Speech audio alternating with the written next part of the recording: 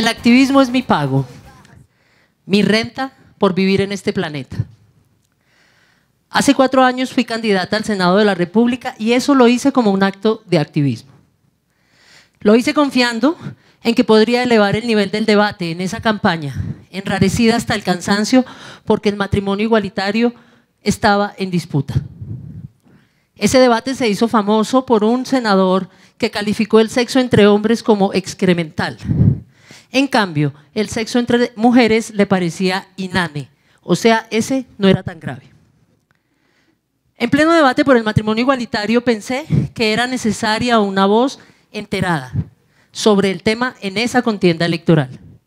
Y aunque en ese momento no lo tenía tan claro, me lancé a la campaña confiando plenamente en no salir elegida. Un dilema enorme que tuve que resolver era cómo iba a contaminar mi activismo al arriesgarme en una campaña política con un partido político tradicional. Mucho pensar y conversar con gente en la que confío me permitió entender que el activismo es esencialmente político, aunque no sea necesariamente partidista. Y la política no es otra cosa que trabajar por el interés y el buen funcionamiento de la polis, de la ciudad, de la gente. Administrar de la mejor manera el lugar en el que vive un montón de gente. Eso básica y esencialmente es la política. Eso es lo que significa ser político o hacer política. Aunque una lamentable mayoría de quienes hacen política hoy en día no tengan ni la menor intención de honrar ese sentido último y esencial de la política. La campaña fue una experiencia intensa, maravillosa y muy desgastante, tanto física como emocionalmente. Perdí temporalmente a algunos amigos. Aprendí a las carreras que los partidos usan a las mujeres como comodín, pero sin reales intenciones de apoyo. Y me quedé sin ahorros.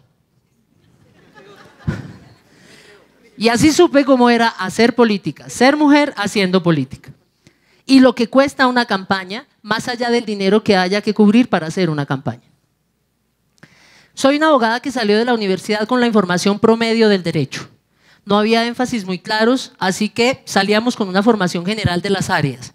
Por supuesto, jamás nos mencionaron que existían los derechos sexuales o los derechos reproductivos, nunca hablamos de violencia contra las mujeres y jamás abordamos el género como una categoría independiente de análisis.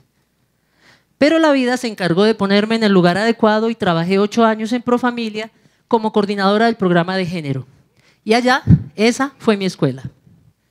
Aprendí que el derecho tenía mucho que hablar en temas de sexualidad, no solo desde la restricción o desde la sanción, sino desde la garantía del disfrute, del placer.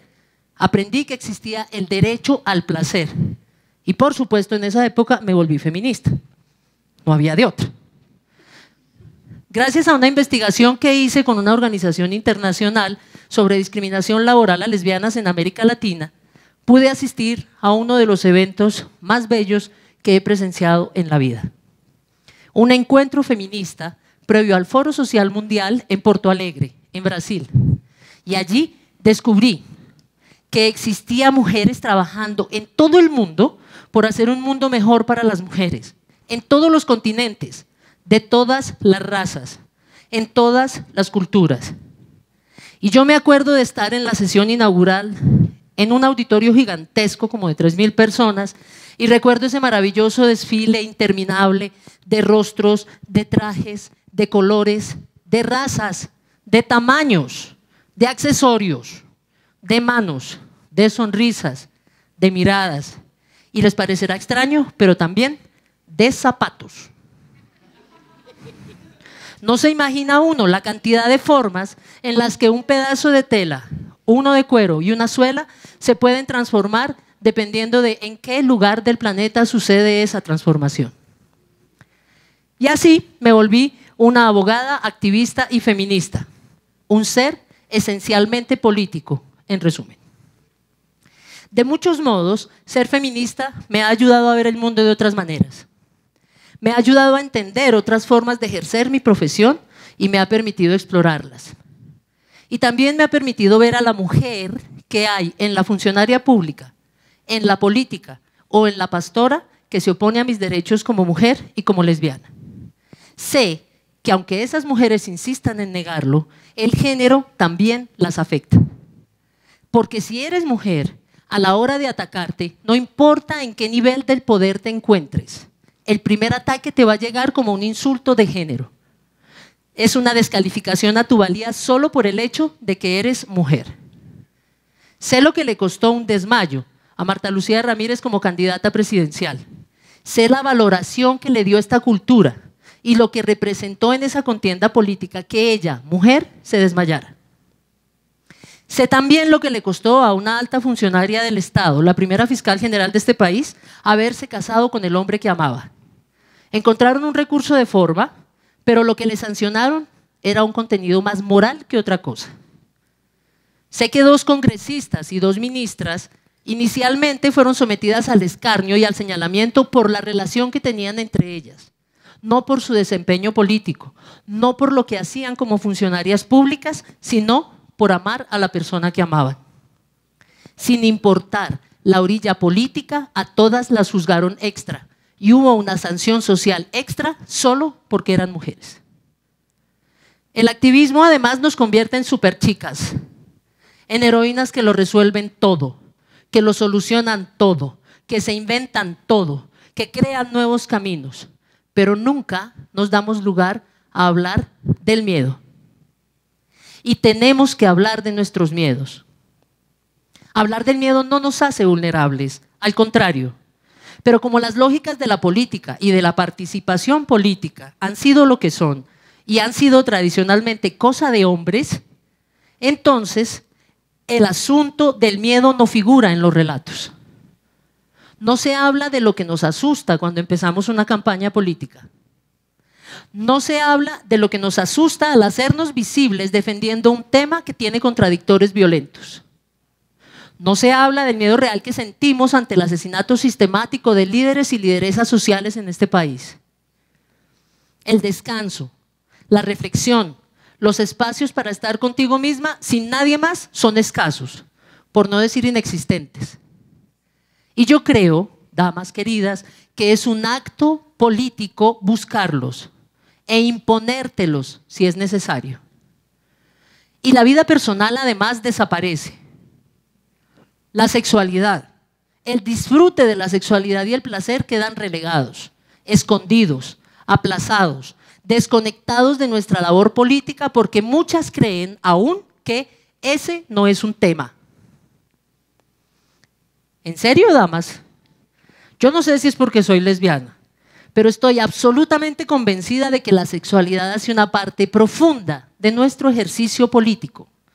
El gozo y el placer nos han sido negados sistemáticamente a las mujeres. Y conozco mujeres brillantes, bellísimas, inteligentes, fuertes, con una vida sexual muy frustrada. Somos mujeres y fuimos educadas en el sacrificio, en la privación, en aplazar el gustico, en el sacrificio absoluto, o por los hijos o por la causa. Y no es gratuito que la mayoría de santas católicas, que son los íconos mujeres con las que fuimos criadas, hayan sido víctimas de unos asesinatos feroces. Básicamente las mártires de la iglesia murieron en feminicidios, ese es el resumen. Y ese era nuestro ícono de a quién deberíamos seguir. No nos enseñaron a hablar del miedo y hay que nombrar los miedos para poder enfrentarlos. ¿Para qué tanto esfuerzo? ¿Para qué tanto sacrificio si nos vamos a abandonar en el camino? ¿Para qué si la primera pérdida del activismo es dejarnos atrás a nosotras mismas? ¿Para qué la acción política si no podemos reconocer que algunas veces la realizamos con miedo? Hace 2 años, la muerte de una amiga muy querida me recordó que la vida se acaba así. Amiga activista, llena de sueños, ¡puf!, se murió. Y eso me recordó que tenía unos sueños sin cumplir. Así que dejé mi puesto directivo en la entidad pública en la que trabajaba y me fui a escribir un libro que se llama No somos etcétera, 20 años de historia del movimiento LGBT en Colombia. Y este 23 de agosto mi libro cumple 1 año de haber sido editado. Y también decidí reinventarme como abogada, como activista, como feminista y me volví comediante.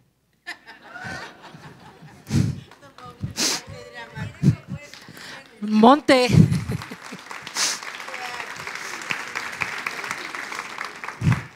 Así que monté mi show que se llama A ver si nos entendemos.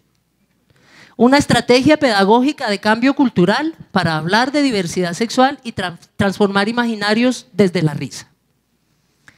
Si les digo la verdad, con todo y mi costumbre de reinventarme, me costó enormidades saltar al vacío a los 46 años, reinventarme en una nueva aventura de activismo y empezar a hacer algo completamente distinto, con otro lenguaje y para otro público. Pero debo decirles que no me he arrepentido ni un solo día. Me he sentido agotada a ratos, cansada hasta de respirar algunas veces. He sentido miedo de qué va a pasar mañana o de cómo voy a pagar las facturas y he llorado. Pero también me he reído, he gozado, he abrazado a las amigas y me he dejado abrazar y he descubierto nuevas fuerzas en mí. Y sobre todo, he sido descaradamente feliz en esta aventura de seguir mi sueño. Siempre, siempre he creído que vinimos al mundo a dejar lo mejor de como lo encontramos. Y por eso es que me he vuelto activista y por eso es que me reinvento como activista. Cuando me invitaron a hablar en un espacio de mujeres que le apuestan a la participación política y que se forman además para hacerlo, supe de lo que tenía que hablar. Supe que quería contarles que soy una abogada, activista, feminista y política, en el sentido que ya les expliqué, que ahora además soy comediante, y supe que quería contarles que de cualquiera de esas maneras yo soy rara. Y amo y abrazo mi rareza. Supe que iba a estar entre activistas, mujeres valientes, comprometidas en dejar el mundo mejor a como lo encontraron, trabajando por el bienestar de los demás, honrando su ser políticas, y supe que iba a estar en medio de un montón de mujeres raras. Conozco mujeres que no le temen a dejar el molde, que son raras y aman y abrazan su rareza. Conozco mujeres valientes y maravillosas que merecen ser felices. Conozco mujeres que han entregado su vida, muchas veces literalmente, por la causa que defienden. Y conozco mujeres que no han sido felices como se lo merecen. Mujeres a las que les enseñaron que amar es igual a sacrificio y en consecuencia se sacrifican un montón por los demás y se olvidan de ellas mismas en el camino. Cuando me invitaron a hablar sobre mujeres y participación política, a mujeres que participan en política, supe que sin importar cómo se transforme un pedazo de tela, una suela o un pedazo de cuero en sus regiones de origen, todas, absolutamente todas aquí estamos convencidas de que es justo trabajar para que todas las personas tengan zapatos. Y al menos eso nos debería unir. Y además nos une que somos mujeres y que nos encontramos inmersas en las lógicas del patriarcado, independientemente de en qué orilla del pensamiento político militemos.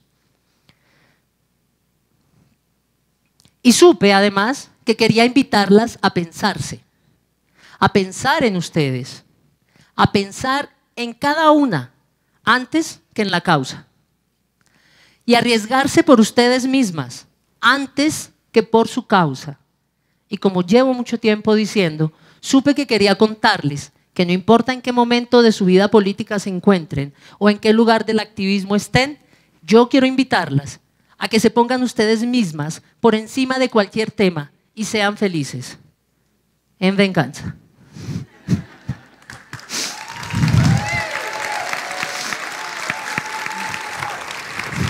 Gracias.